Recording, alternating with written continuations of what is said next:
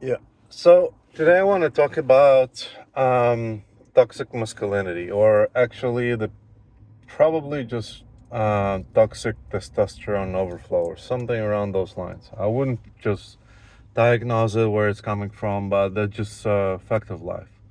And I'm gonna just start with a story and try to decompile it and explain how it applies across the board for different parts, and does not only apply for men, but actually applies for women as well. In one degree or another, it actually very preferential to individual rather than just a group. So the story goes like this: back in teen times, I had this friend who was probably a Nazi, like, and not the one who you like just plain Nazi. He was cut bald. He wore specific clothing, and he would say Nazi stuff, right? And sympathize with Nazis. So like, it wasn't just a pure assumption. Back in the day, that was like clear cut. You didn't have to label random people Nazis. And so he hang out in the same like circles of friends, and we had a normal interaction until some point that he started to become jumpy, started to like contradict me without reason, verbally attacking me, calling names, etc., and like basically started to bully me into specific parts. And there was one moment when physical, he pushed me around, which whatever. I'm very non-confrontational person, so I'll wait till the last. And after that, basically what happened, he walked very close, like uncomfortably close to my face, and stepped on on my toes. Right, he stepped on my toes with his heavy army boots. Mm, After that, there was physical confrontation where I kicked his ass because he was shorter than me and smaller in general. It wasn't like there was no like blood or anything like this, but yeah, basically I kicked his ass one way or another. There were not even like serious bruises, I think, not visibly.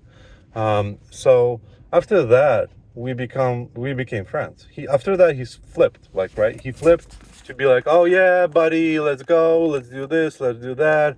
That was his whole spiel, and I was like, it took me by surprise. But it wasn't like first confrontation I had with that kind of approach. But what I'm trying to say here is that um, without actually overreacting to his, you know, like physical challenge, without setting the boundaries and setting that I'm actually stronger than him, he was not respecting my existence and was not respecting the boundaries, and was trying to challenge my basically challenge me in, as as a man. I know if you look at National Geographic, that's pretty common thing when the males challenge each other. They set up the dominance hierarchies, etc., between them, and the man who loses is not just losing like respect. He's the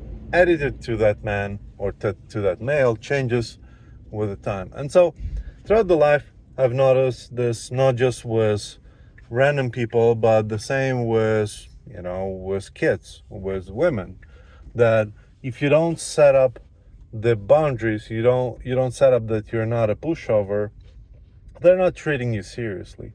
And I see this more and more, that people don't understand that concept. They are sort of floaty about like, oh, let's just talk it out, let's just like agree on or disagree, let's find compromise. Everybody became a politics, and even in politics they become more politics than they have to. You cannot have a politics with an army dude, right? With a terrorist, with somebody who doesn't want to have a dialogue, which interprets the language of violence as the ultimate communication of his grievances to the world, right? And so what people are trying to do is like, oh yeah, but we need to talk him we need to talk him over, we need to win him over, blah blah blah, etc etc. Let's just give him more money, let's just give him this, let's just give him that. Like, people are fundamentally don't understand that there is an edge. There is the same with kids, by the way. It's not just terrorists or anything like this. If you give an inch, they take a mile, and it's not gonna happen just like that, right? It's not gonna happen in one swoop. It's gonna happen gradually, right? Tsunami tactics. They're gonna gradually raise the temperature until you are basically losing your mind, and you have to overreact. And so what I think people don't understand, that physical language is a language, and that's a form of communication. And there are people who are in a mindset, maybe they earn it, maybe not. I don't know. I'm not gonna dig into their past, but they wrongfully think that they communicate with the world with that kind of language. They're gonna, when you talk to them, they're gonna react physically. And if you don't do anything, they're gonna react physically again, because now you taught them that that's acceptable, and they're gonna get whatever they need. Or they don't treat you seriously, so whatever you're gonna say, it's irrelevant to them. They're just gonna do whatever they want, because that's how it worked. You already taught them that part works, so why bother changing the tune?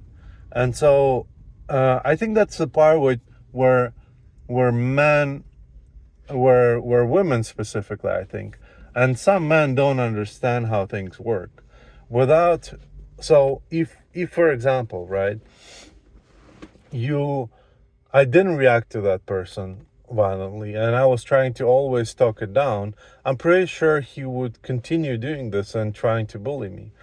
But there are specific moments, maybe in that person's life, right? Let's maybe not set the expectation that that person is fundamentally toxic or whatever, right? Let's say that person is in a phase of life where that's seems to be acceptable to them, or a kid, right? Without you actually reacting and setting that boundary, and actually responding it in a matter of like, no, this is, I'm more dominant, and I'm gonna, and this is not gonna fly. Nothing gonna happen. And surprisingly, that's the part, I think, that the most surprising part, that the person after that behaves fine. They behaves normal. They behave like we were friends all along. Like he wasn't trying to bully me to submission or whatever, right? And so I think that that's an expected part, because we assume always that violence produces more violence. Like comic books, culture taught us that all of this is all like, there is like you're stroking more fire. If you put gasoline on the fire, it's gonna burn higher, etc etc. And maybe that's true. I'm not saying that's not true. There's always people seeking revenge, etc.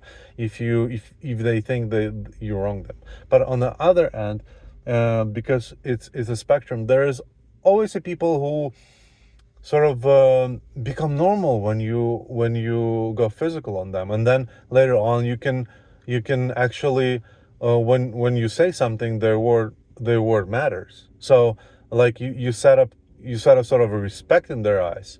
And I think it's very important to remember that some people, they just want to see violence, and you have to respond accordingly. And there is no talking it out. It's not because just because you think that that's how you would react, right, doesn't mean that that's how the world is. And surprisingly for me as well, there are such people, especially men, that they require a physical confrontation to actually come down, to actually become normal and start normal human interactions.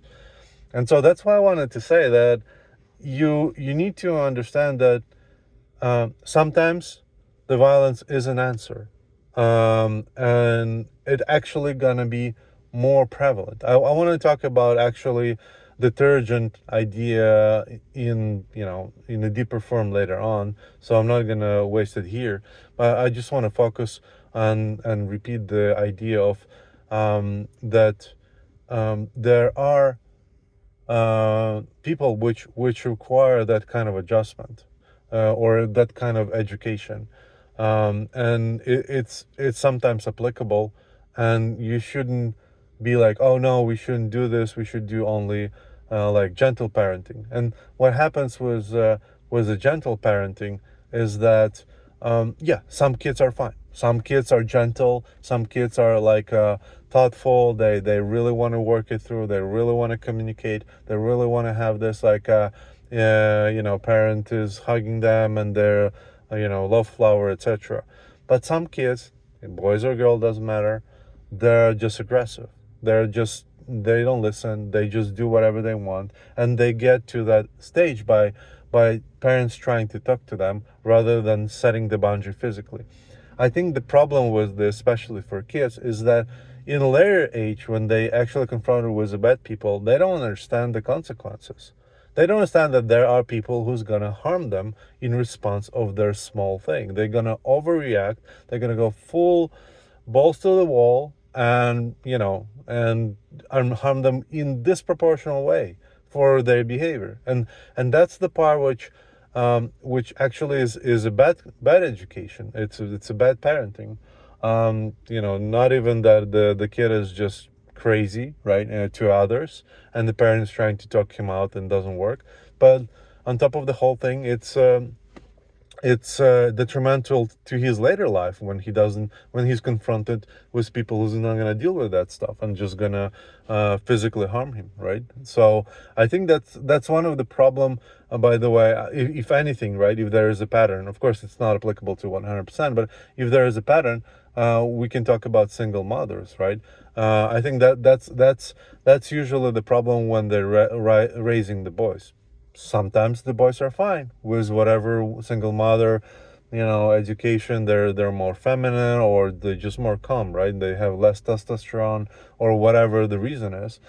But most of the time, without a strong father figure, right, without harsh boundaries, without people putting them on place, they're just becoming a menace because they slowly but surely rise the temperature. They bully others. They get what they want because they know the consequences are going to be just words, which they can completely ignore. There never was a time when they got pushed. There never was a time when they like look at the situation like, oh, that person is stronger than me. Maybe I shouldn't challenge them. Maybe I shouldn't try to hit them. Maybe I shouldn't try to damage their kid, damage their property, etc.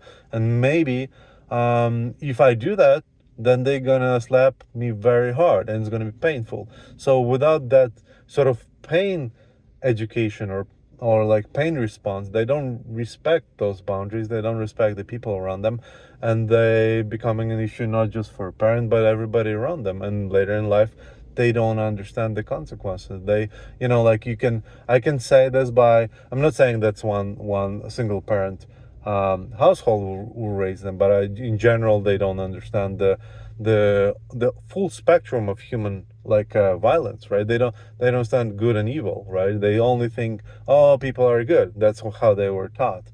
And they decide that, oh, I'm a single girl of 18, 20, whatever, and I'm just gonna go on bike tour across Middle Eastern countries or like Asian countries or whatever, and it's gonna be fine. It's not. That's the spoiler alert. You can find a lot of those articles when those people disappear. Lucky if parents can find that they were actually murdered, because then they can sleep tight.